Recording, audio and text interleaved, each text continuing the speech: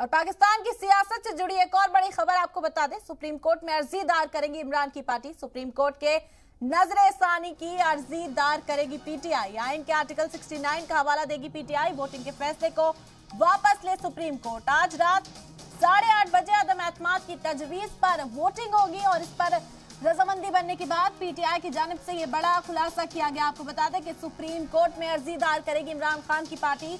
Supreme court में नजरे सानी की अर्जी दायर करेगी पीटीआई के आर्टिकल 60। पीटीआई आइन के आर्टिकल 69 का हवाला देगी सुप्रीम कोर्ट के अंदर और वोटिंग के फैसले को वापस लेने का यहां पर मुतालबा पीटीआई के जरिए किया जा रहा है। आपको बता दें कि आज रात अदम एतमाद की जो तजवीज है 8:30 बजे वोटिंग होनी है उस पर, लेकिन इमरान खान की पार्टी अभी पीछे हटती हुई नजर नहीं आ रही। इमरान खान एक बार फिर सुप्रीम कोर्ट का रुख करने की बात साफ कर चुके हैं। आपको बता दें कि सुप्रीम कोर्ट में अर्जी दायर करेगी इमरान की पार्टी। सुप्रीम कोर्ट में नजरे सानी की अर्जी दायर करेगी पीटीआई और आइन के आर्टिकल 69 का हवाला देगी पीटीआई। वोटिंग के फैसले को वापस लेने का मुतालबा मुसलसल इमरान खान की पार्टी पाकिस्तान के अंदर करती हुई नजर आ रही है, लेकिन हिज़्ब इख्तिलाफ मुसलसल लड़ा है अपने ही रुख पर कि जल्द अज जल्द वोटिंग कराई जाए अदम एतमाद की तजवीज पर।